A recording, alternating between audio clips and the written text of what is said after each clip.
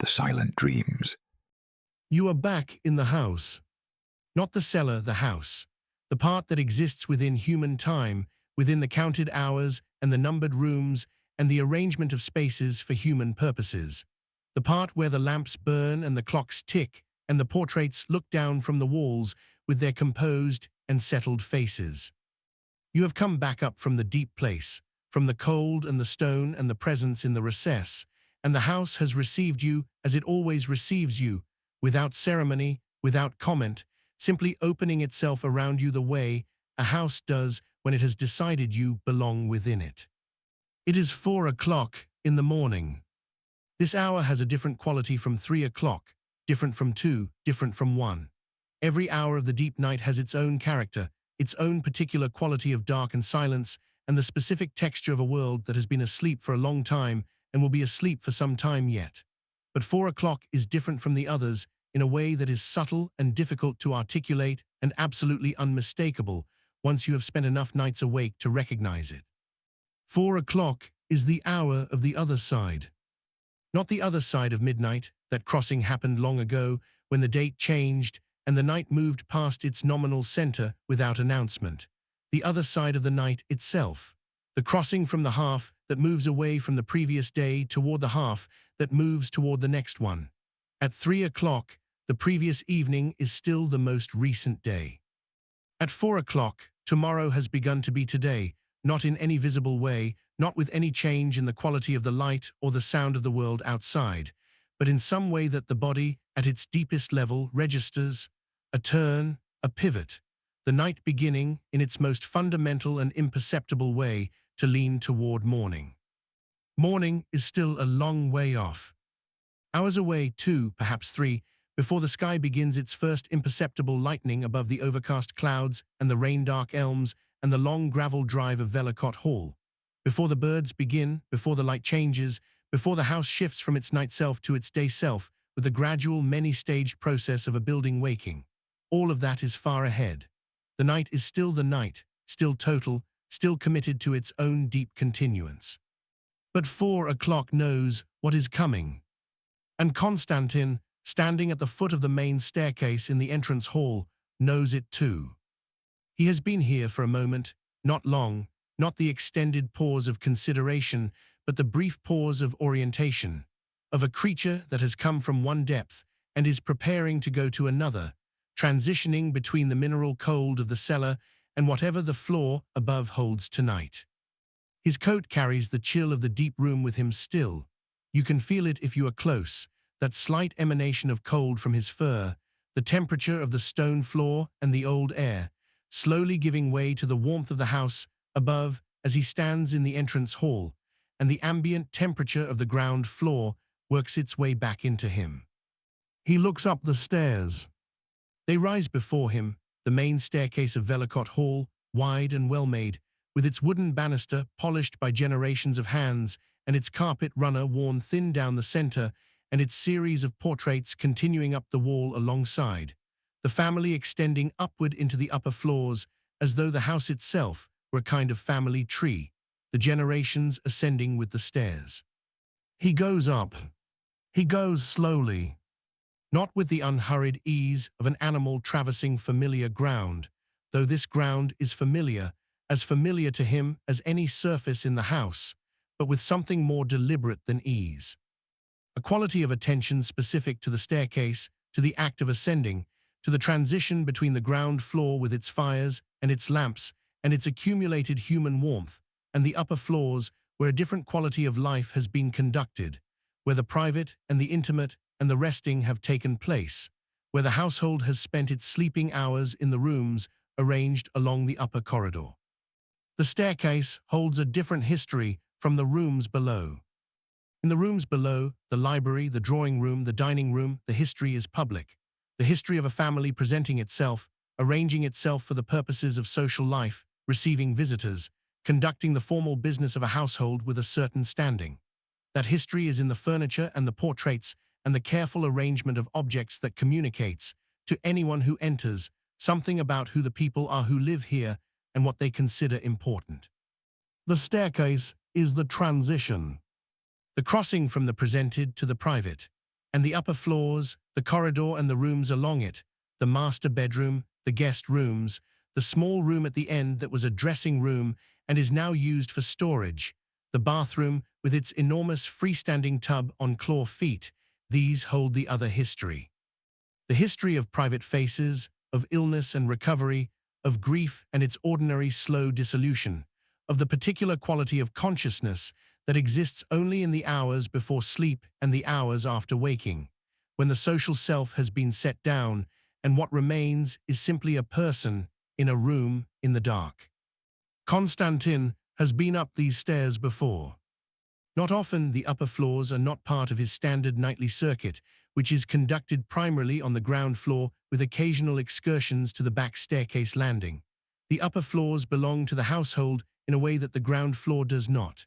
Even at this hour, even in the total sleep of the deep night, there is a quality to the upper floors that asks for a different kind of presence, a quieter one, a more careful one. He moves carefully, each step placed with complete attention, his paws finding the worn center of the carpet runner and avoiding the edges where the boards are more likely to speak. He knows this staircase, knows which steps creak and which are silent, knows the exact position on each tread where his weight will produce the least sound. He has navigated it in both directions on the occasions when something above has required his attention, and each time he has moved as he moves now, slowly, quietly, with the specific care of a creature that understands it, is entering a different register of the house's life. The portraits follow him up. On the wall alongside the staircase, the family continues from where it left off in the entrance hall, different frames, different decades, the faces growing more recent as he ascends, the fashions changing, the painted backdrops giving way entirely in the later portraits to something closer to naturalism, to the actual rooms of the actual house, rendered with something approaching fidelity. There is one portrait, near the top of the stairs, that shows the master bedroom itself, or shows what the master bedroom once was before it was closed, before it became the room it is now. The painter has rendered it in warm tones, a fire going, the curtains open on a winter afternoon, the quality of light through old glass falling across a figured carpet. It is a room that looks lived in. It is a room that looks happy. Konstantin passes it without stopping, though his eyes move across it as they move across all the portraits, with that specific, individual quality of acknowledgement that he gives to each face in turn. He continues to the landing.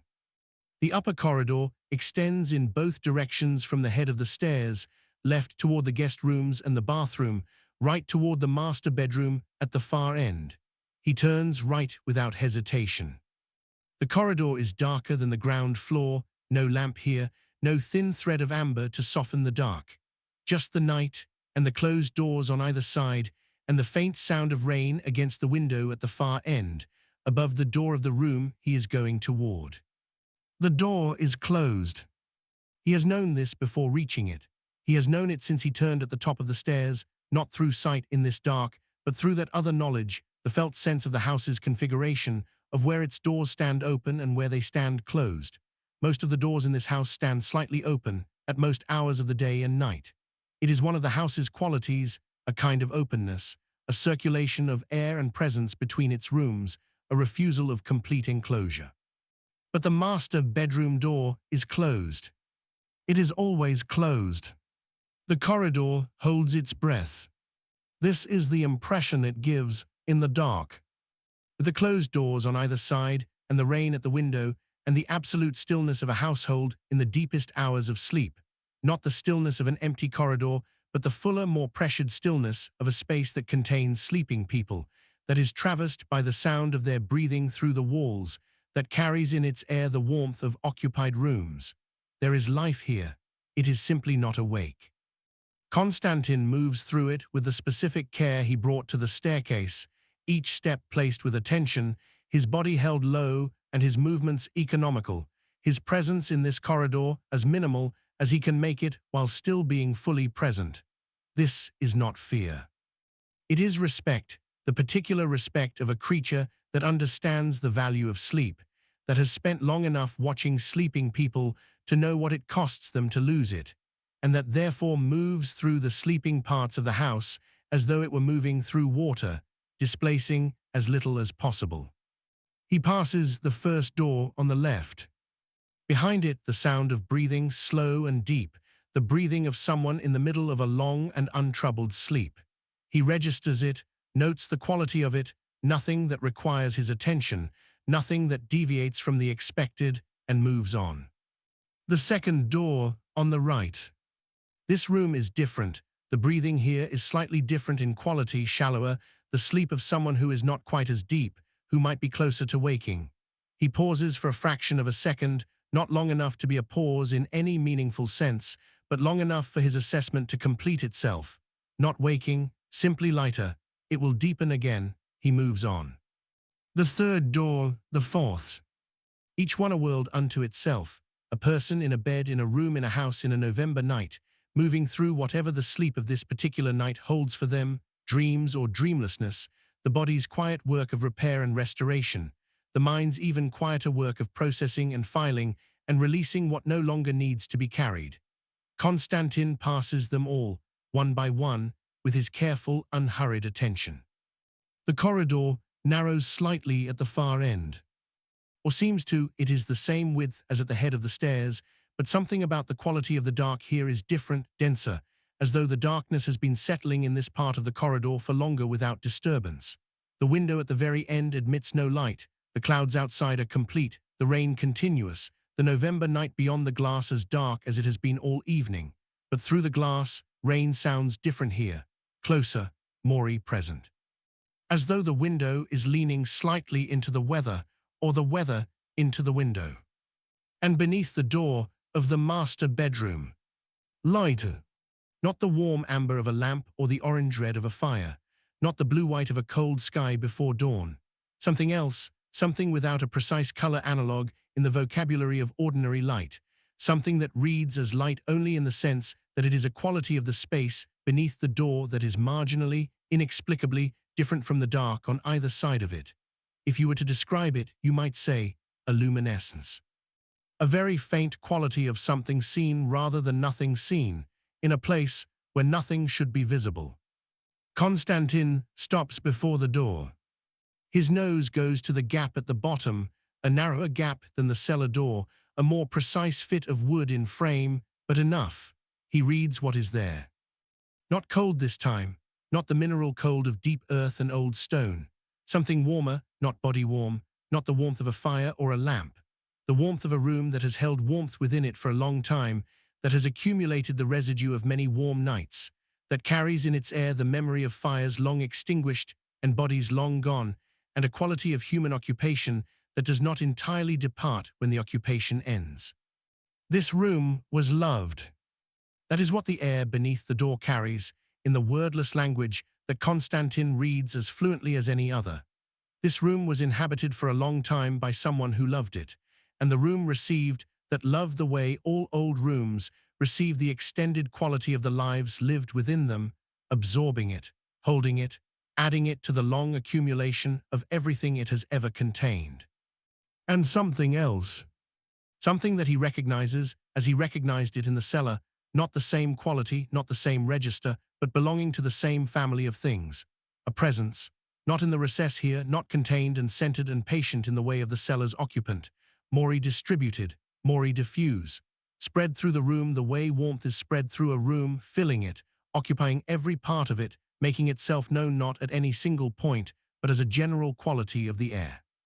He raises his paw, pushes. The door swings open. The room is large.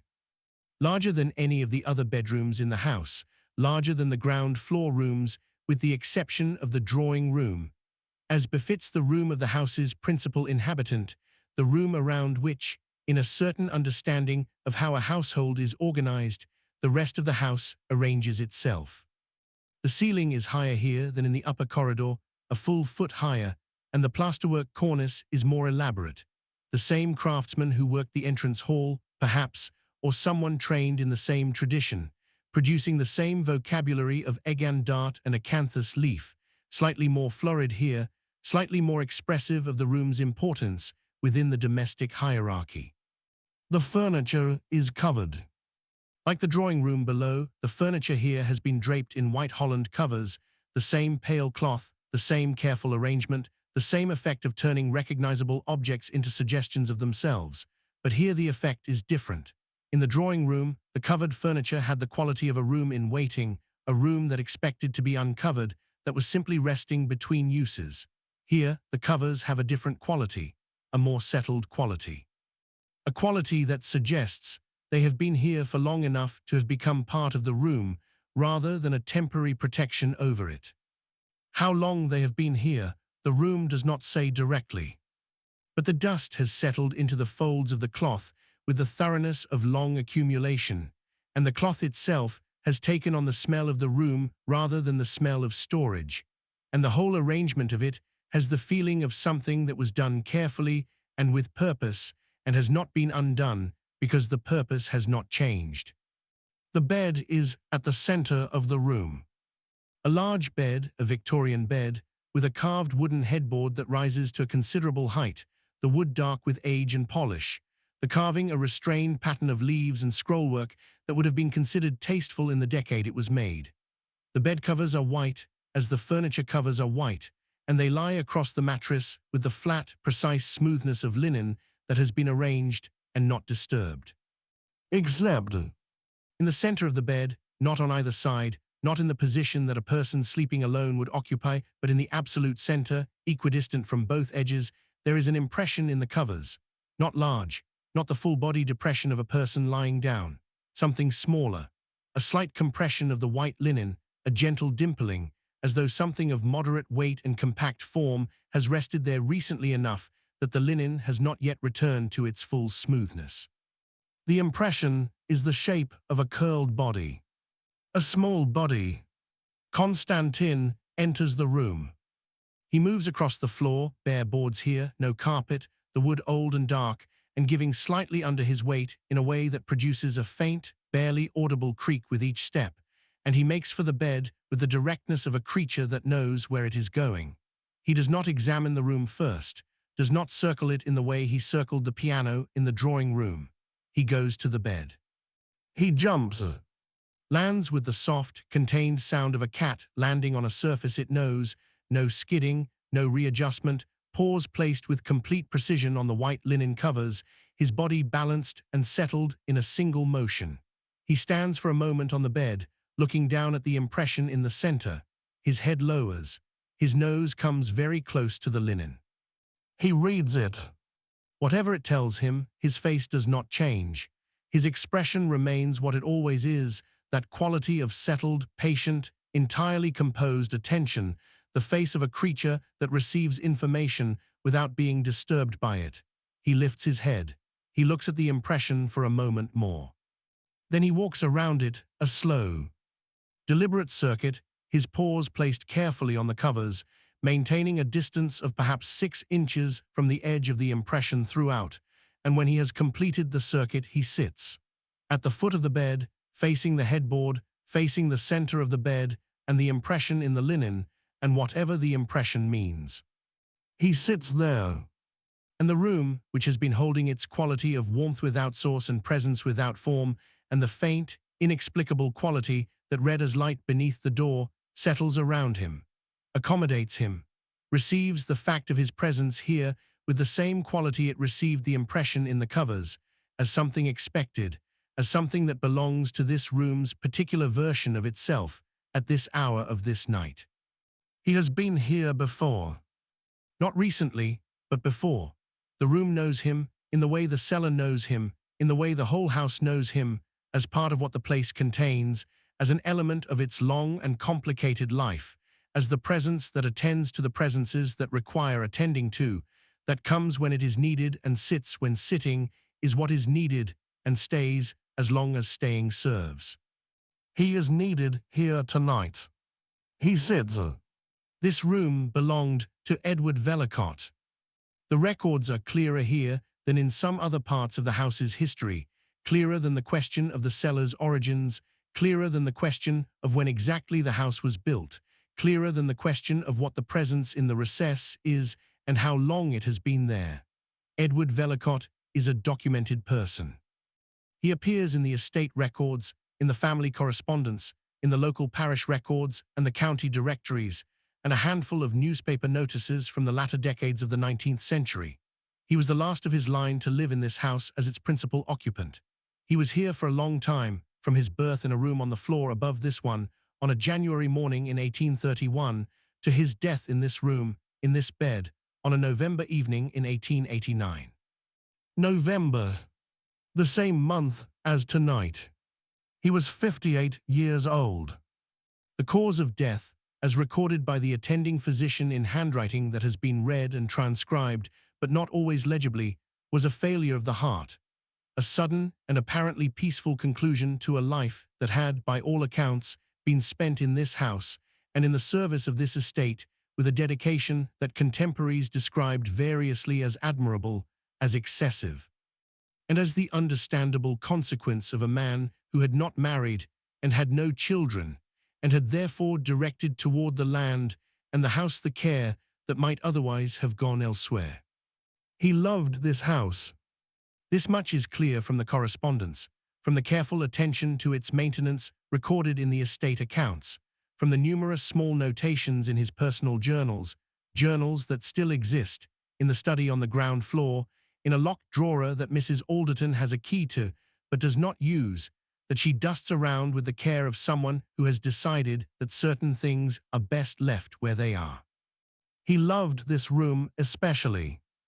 There are several references in the journals to the room, to the quality of the light in the mornings, to the sound of rain against the window on winter nights, to the particular quality of rest that he found here and that he describes, in the self-conscious prose of a Victorian gentleman not quite comfortable with the admission of comfort, as unlike anything he found elsewhere. He uses the word held once, in an entry from the winter of 1887, 2 years before his death, the same year as this night's November rain, though a different November. I am held here, he writes, in a way I cannot account for and do not wish to examine too closely, for fear that examination would diminish it. He was not wrong to fear that. Some things are diminished by examination. But some things are not, some things are exactly what they seem, and the quality of being held in a room you love is one of them. Edward Vellacott was held in this room for 58 years. He died in this bed. And the room, which had received him every night of those 58 years, which had heard his breathing in the dark, and felt his weight in the linen, and accumulated the long record of his occupation in its walls and its boards, and its particular quality of air, did not let him go entirely when he was gone. This is not unusual. Rooms that have been loved for long enough develop a quality of retention, not of the person themselves, not of anything that could be called a ghost in the popular sense of the word, not of a consciousness or a will or a presence with intention or desire, but of something, a quality. The residue of long and loving occupation, of 58 years of a person sleeping and waking and lying awake in the dark, and watching the quality of the light change with the seasons and feeling each night, that specific and unaccountable feeling of being held. That residue is in this room. It is what Konstantin smelled beneath the door. It is what fills the room now with its quality of warmth without a source, the accumulated warmth of all the fires that were ever lit in that fireplace for Edward Vellacott's comfort, of all the candles that were ever lit on that mantelpiece, of all the mornings when the light came through these windows and fell across the bed where he lay. It is what made the impression in the covers, in the slow, patient, non-physical way of something that does not have a body, but has the memory of one and occasionally, in the deep hours of a November night, settles into the shape of what it remembers. It is not Edward Vellacott. It is the room's memory of Edward Vellacott, which is a different and in some ways more durable thing. The man is gone, but the room remembers being his, and in the deepest hours of the night, when the house is still and the rain is on the windows and the temperature of the air carries something of the quality of all the November nights that have been here before this one, the room does what rooms that have been loved for long enough sometimes do. It keeps waiting for him. The mirror stands in the corner to the left of the fireplace. is a cheval mirror, a full-length mirror in a tilting wooden frame, the kind that allows the angle to be adjusted, that was made to show a person the full length of themselves as they dressed.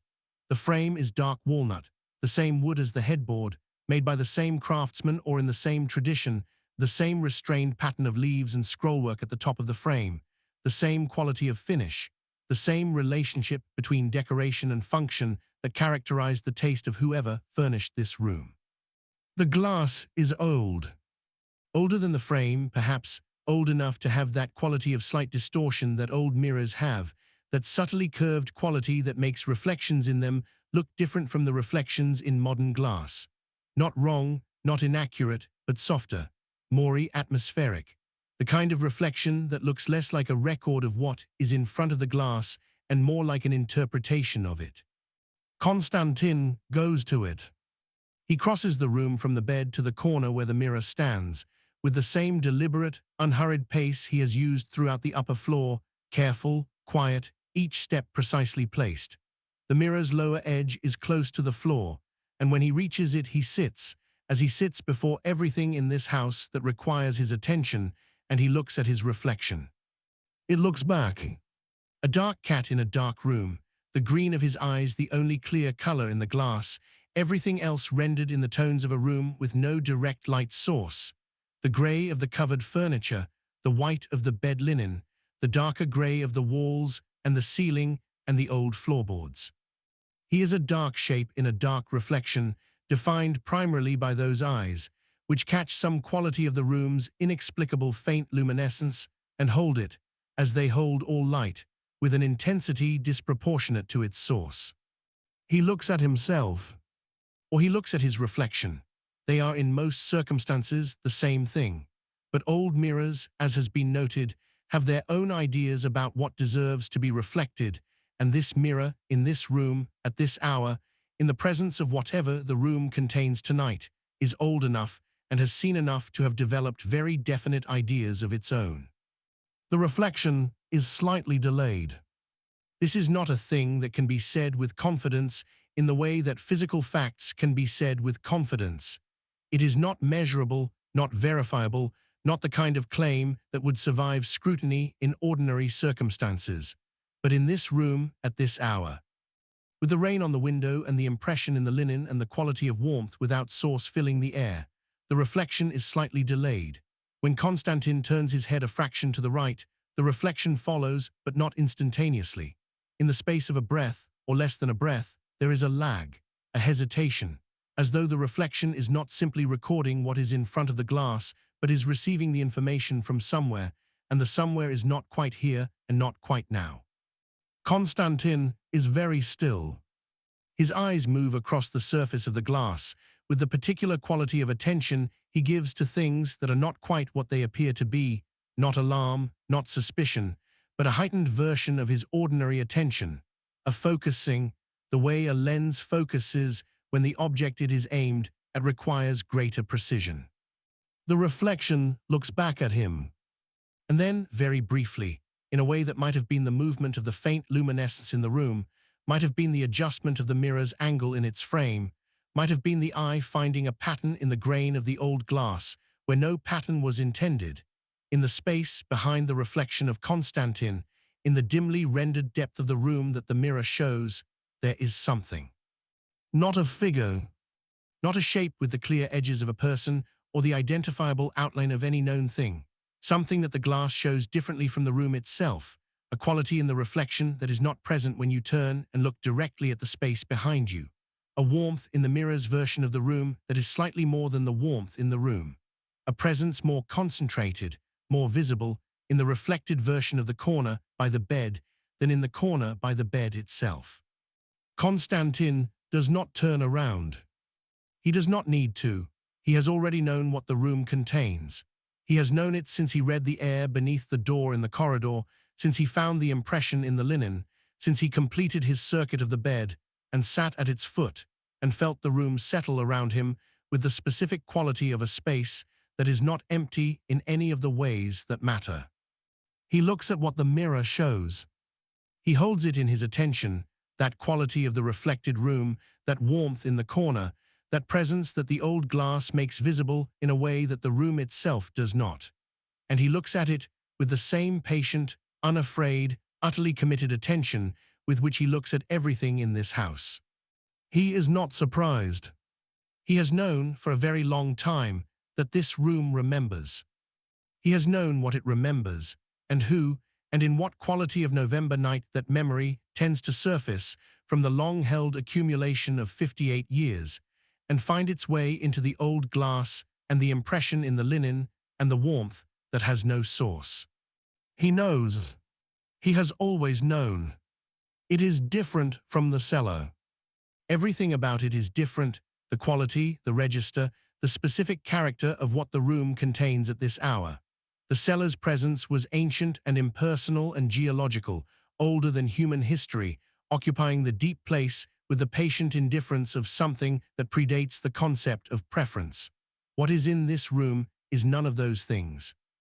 What is in this room is human in its origin, or was, before it became what it is now, before the long years of the room's retention and the slow transformation of a person's love for a place into the place's residual memory of that love. It has the quality of emotion. This is the most precise way to say it. Not emotion in the active, urgent, present tense sense, not grief or longing or the sharp edge of recent loss, but emotion that has been in one place for a long time, that has settled and deepened and lost its urgency while retaining its essential character, the way a dye settles into cloth over many washes and becomes not less present but more fundamental, less a color applied to a surface and more a color that the surface has become. This room is saturated with it. The long love of a person for a place, with 58 years of returning here at the end of each day, of finding here what Edward Vellacott described in his journal as the quality of being held, a quality he could not account for and did not wish to examine too closely, but which he returned to every night of his adult life, which was the last thing he felt when the November evening of 1889 arrived and brought with it the sudden and apparently peaceful conclusion of everything else. He died here feeling held. And the feeling, the room's capacity to hold, the quality it had developed over the long years of one man's trust in it, did not end when he did. It continued, in the way that all things that have been practiced long enough continue beyond the practitioner, beyond the specific instance, into the quality of the place itself. The room still holds. It still does the thing that it learned to do over 58 years of doing it. It holds whatever is in it, with the warmth that has no source and the quality of presence that concentrates itself in old mirrors and leaves impressions in the linen, and makes the air beneath the door red as warmer than the corridor outside. Tonight it holds Konstantin. And Konstantin allows this, accepts it, in his quiet, undemonstrative way, with the same lack of ceremony with which he accepts everything the house offers him. He does not lean into the warmth or seek it out or position himself to receive more of it. He simply does not resist it, and not resisting it in this room is its own kind of acceptance, is itself a form of trust, of the kind that a room saturated with 58 years of trust can recognize and receive. He is trusted here, Konstantin.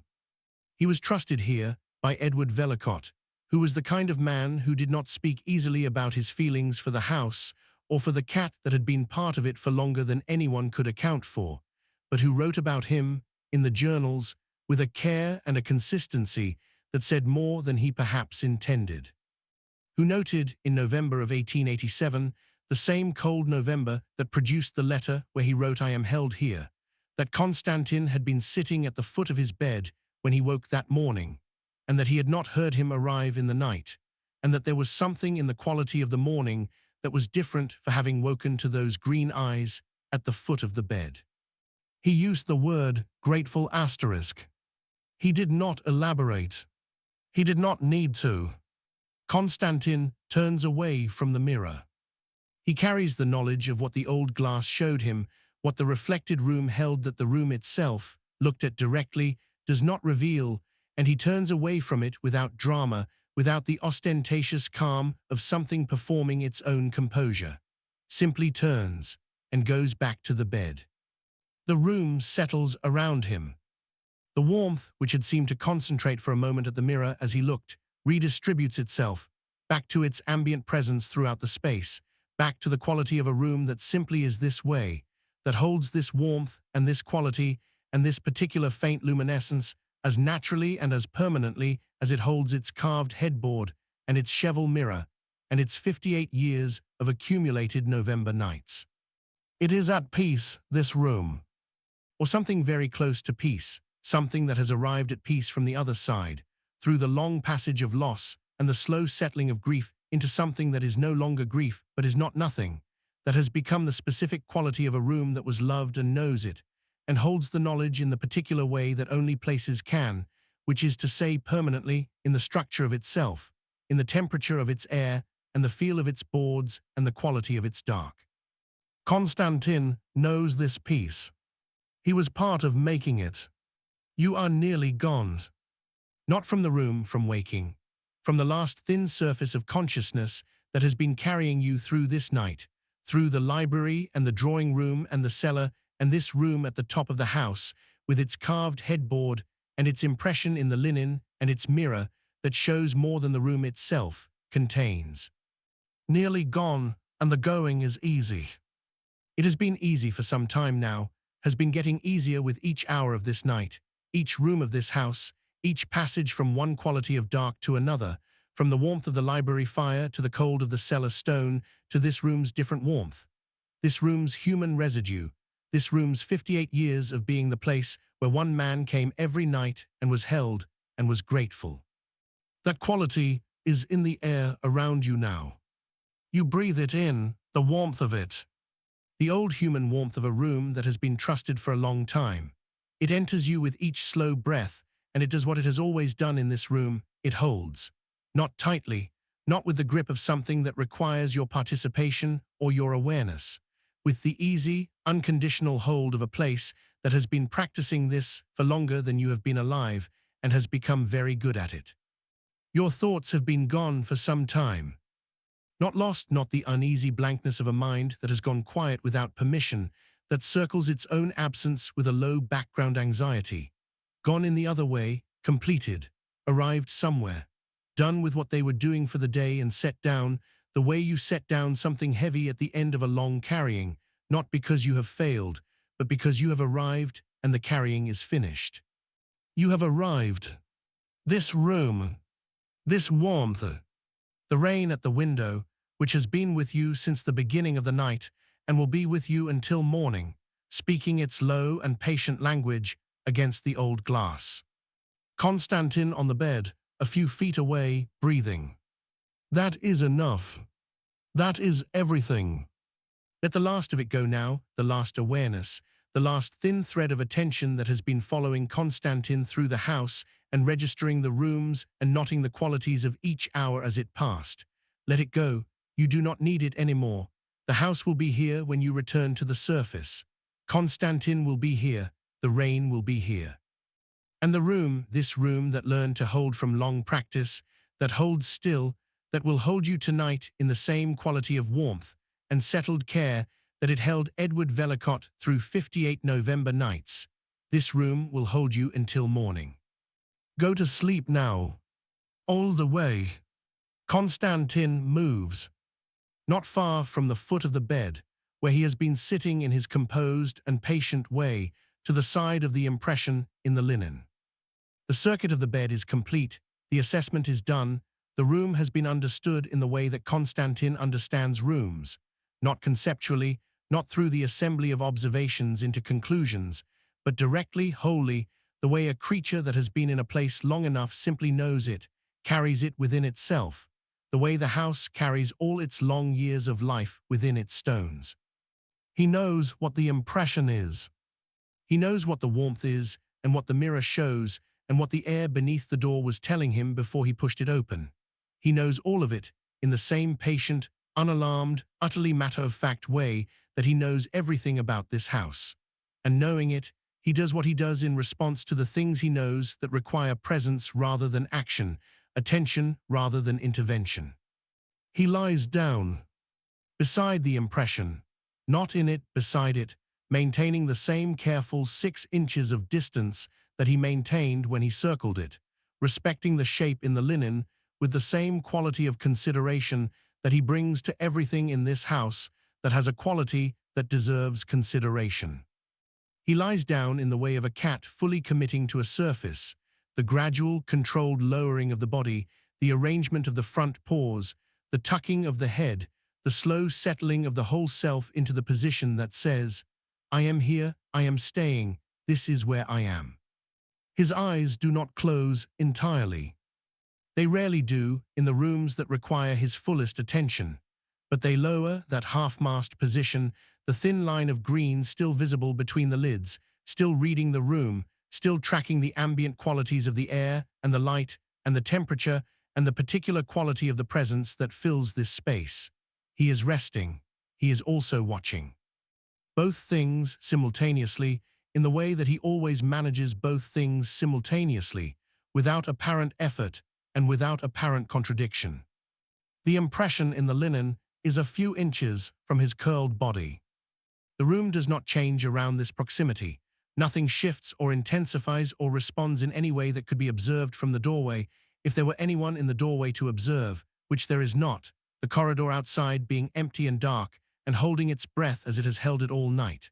The room simply continues to be what it is. The warmth without a source continues to be warm. The faint quality of the reflected presence in the old mirror continues to be present. The impression in the linen continues to hold its shape. But something in the quality of the room's atmosphere is slightly different. Slightly settled, slightly more at ease, in the way that a room is at ease when what it has been waiting for, not Edward Vellacott, not any longer, but what it needed, what this particular night in this particular room required has arrived.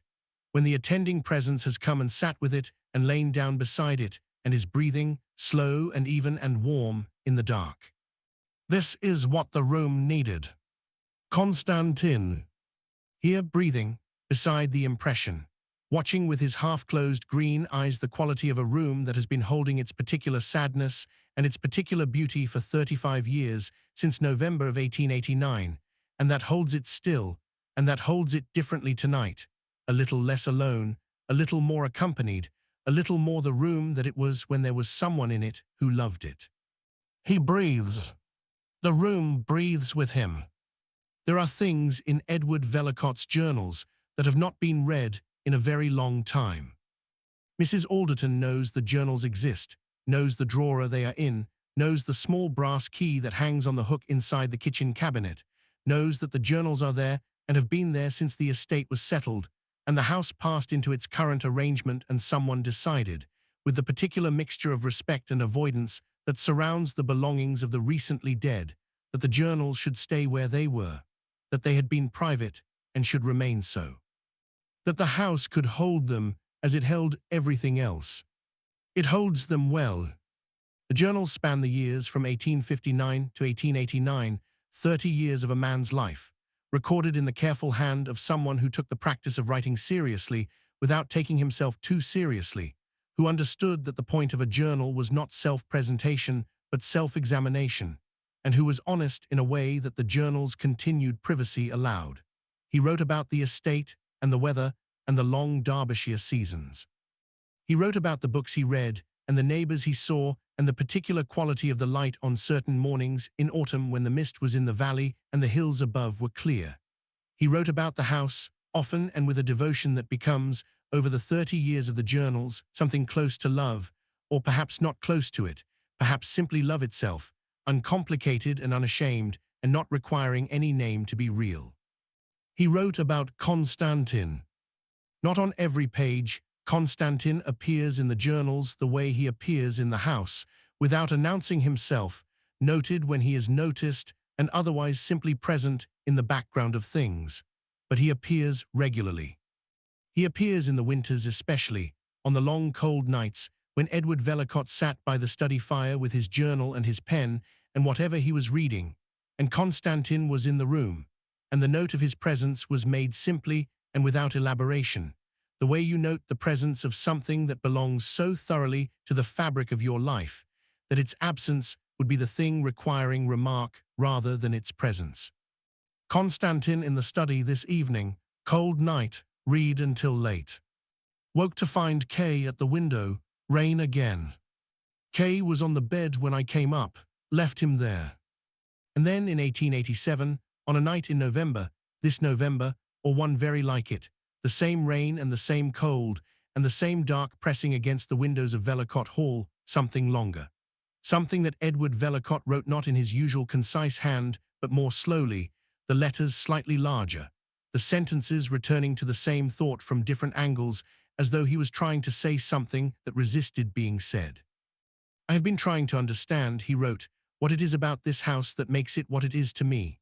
I have been here all my life, was born here, have spent every year of my life within these walls or close to them, have never felt the pull toward elsewhere that I am told most people feel, the desire for the new and the different and the far away. I do not have that desire. I have only ever had the desire to be here. I think the house is held together by something I cannot name. Not the stone or the timber, those are real enough and substantial enough, but they do not account for what I mean, something else, something that was here before I was born and will be here after I am gone, something patient. Konstantin was at the foot of the bed again this morning. I lay there for a while before rising, watching him watch the room. He watches everything. I have never seen him startled. I have never seen him afraid. I wonder sometimes what he knows that I do not.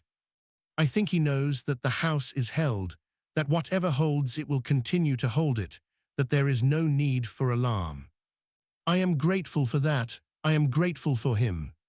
He did not write more on that page. The entry ends there, with that word, grateful, and the next entry is 3 days later, and concerns the repair of the south walls pointing and the estimate received from a local mason. And the intimacy of the November night's reflection is simply gone, folded back into the ordinary record of a man managing an estate. But it was written, and the house holds it. And Konstantin, lying on the bed in the dark with the impression in the linen, a few inches from his body, and the warmth of 58 years of trust filling the air around him. Konstantin was there for that November night in 1887, was at the foot of the bed when Edward Vellacott woke and lay there watching, was the thing that the man looked at and found, looking back at him with those green and patient eyes, some quality of reassurance he could not have gotten from any other source. The house is held. It was true then. It is true now. 4 o'clock in the morning asks something different from the other hours. Not from Konstantin. Konstantin is asked the same thing by every hour of the night, which is to be present, which is to attend, which is to move through the house, and its hours with the same quality of full and uncommitted and entirely patient awareness.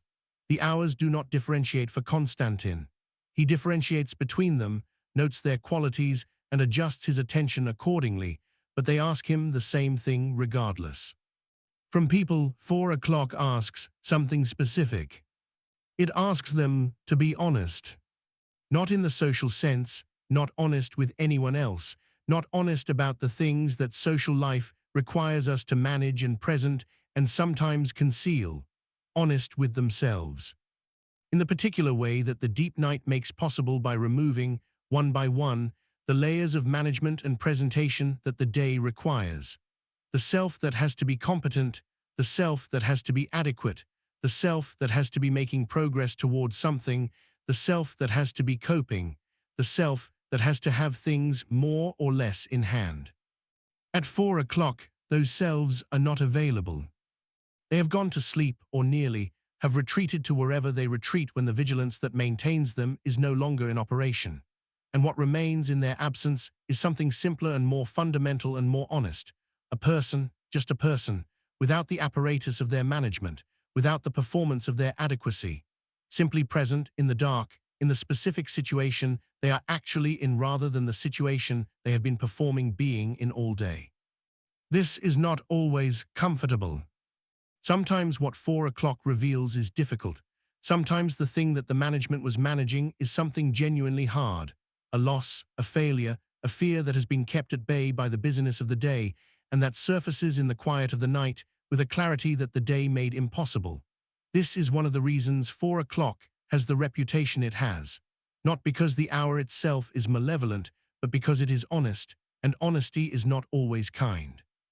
But sometimes, often, in the right place, on the right night, what 4 o'clock reveals is something else. A rest. Not the rest of exhaustion, not the collapse of something that has been working too hard for too long. The rest of completion, of having done what the day asked and set it down and arrived, without drama, at the place where the day's requirements end and something else begins. The rest that is not the absence of something but the presence of it, the presence of a quiet that is not empty, a dark that is not frightening, a warmth that has no source but is real. This is what this room offers at 4 o'clock. This is what Edward Vellacott found here on every November night of 58 years. Not escape from what was difficult, not the pretense that the world was easier than it was, but this specific quality of honest rest. The rest of a person who has set down what they were carrying and is simply here in a room that knows them, in the dark, with the rain at the windows and the warmth that needs no fire and the cat at the foot of the bed, whose green eyes look back with that quality of settled, patient, entirely undemanding acknowledgement. You are simply here. That is all 4 o'clock asks. To be here in this room, in this warmth, in this honest dark, without the day's requirements and without the mornings, simply present for this hour in the place where you are. Konstantin is beside you. The room is around you. 4 o'clock holds you in its particular way, not gently, not fiercely, but honestly. As you are, as the night has made you, as the house receives you, without condition, without selection, without the need for you to be anything other than the person you are in the dark, when the management has gone to sleep, and what remains is simply you. That is enough. That has always been enough. Sleep now. 4 o'clock passes. You do not feel it pass. You are too far down, too thoroughly held by the warmth of this room and the rain at the window and the slow breathing of a cat on a bed in the dark. But it passes. The night, which turned its pivot at 4 o'clock from the half that moves away from yesterday toward the half that moves toward tomorrow, continues its slow lean. 5 o'clock is coming. With it, nothing visible, nothing audible, nothing that any instrument could detect in the quality of the air or the dark, but something felt by the body's oldest awareness as a change in the direction of things. The night is beginning to go. Not quickly, not with anything that could be called urgency. There is no urgency in the way a November night ends, no rushing toward the morning, no dramatic transition. Only the slow, continuous movement of one state into another, the dark thinning by infinitesimal degrees above the cloud cover, the world outside the windows of Vellacott Hall beginning, cell by cell and particle by particle, the preparation that will eventually, in 2 hours or 3, produce what can be called morning. The rain continues. It will be raining at dawn. The sky above Derbyshire has committed to this night's rain in the way of a November sky that has a great deal to give and sufficient cold and moisture to sustain the giving for as long as necessary. When the light eventually comes, if light is the right word for what arrives on a morning like this, grey and diffuse, and committed to its own greyness, it will arrive through rain. The elm trees will stand in it. The gravel drive will gleam under it. The stone of Vellacott Hall's exterior will be dark with it, as it has been dark with it all night, as it will be dark with it until the rain stops, which will not be today. The house does not mind. Old houses that have stood in one place through enough seasons develop, over time, a relationship with weather that is neither resistance nor submission, but something closer to companionship. The easy, matter-of-fact acceptance of something that has been part of your experience for so long that it no longer constitutes an event, but simply a condition, like the dark, like the cold, like the long patience of stone in a wet county in the north of England. Konstantin is still on the bed. He has not moved since he lay down beside the impression in the linen, has maintained his position with the steadiness of a creature that, when it decides to be somewhere, stays there. His breathing has slowed to its very deepest rhythm, the long, full breath of an animal at the furthest reach of rest. His eyes are nearly closed. The thin line of green is barely visible now, barely more than the reflection of some quality of the room's faint luminescence in the narrow gap between the lids. But the ears remain. Slightly forward, tracking the sounds of the house and the rain and the quality of the dark that is beginning, without announcement, to carry in it the first and most theoretical suggestion of what will eventually become morning. The ears receive all of it, registering and filing and knotting, and finding it consistent, finding it what it is, the deep night, the rain, the house in its long patience. The room in its accumulated warmth and its 58 years of held love. Everything as it should be. Everything as it has always been. The room is quiet. It has been quiet all night, quieter than the drawing room with its clock, quieter than the entrance hall with its lamp, quieter even than the cellar with its mineral cold and its old stone settling. This is the quietest room in the house, at this hour, in this part of the night. The quietness of a room that has been holding something for a long time and has become, through the long practice of holding, very still. You are in it. You have been in it, in some quality of presence that has accompanied you through this night's long journey through the rooms of Vellacott Hall, that has moved with you from the library to the drawing room to the cellar and up the stairs, and along the corridor to this door that is always closed, this room that was loved for 58 years, this bed with its impression in the linen and its dark who watches beside it. You are held here, as Edward Vellacott was held here, as the room has always held whoever came to it with the quality of attention and trust that the room recognizes and responds to, as you have been held tonight, through all the rooms and all the hours, by the house that received you at 11 o'clock and has not let you go since. It will not let you go until morning. And morning, when it comes, grey and wet, and entirely without drama, the rain continuing, the light arriving slowly and making little of its arrival, will find you rested. Rested in the specific way that this kind of night produces, the deep, cellular, fully committed rest that happens when the ordinary vigilance of the waking self has been completely relinquished, when the body has been given over entirely to the care of something old and patient and entirely trustworthy. The house kept you. Konstantin kept the house. And the room, with its warmth and its impression and its mirror that shows more than the room itself contains, kept its long vigil for a man who died here in November 35 years ago, and whom it has not stopped waiting for, kept it, and will keep it, and finds in the keeping not grief, but the fullest expression of what it learned to do through 58 years of practice. It holds. Sleep in it. Sleep in the warmth of 58 years of love for a room, in the rain that speaks against old glass, in the company of a cat whose green eyes are very nearly closed, and whose breathing is the slowest and most beautiful sound in the house at this hour. The room holds you. Konstantin holds the room. And the night, above the clouds and the rain and the elms and the long gravel drive, holds everything, all of it. The house and the hours and the presence in the cellar below and the impression in the linen and the thing the old mirror showed, all of it cradled in the enormous patient dark of a November night in the north of England that is moving, slowly and without urgency, towards something that will eventually be called morning. Sleep. Deep and held and all the way down. Sleep.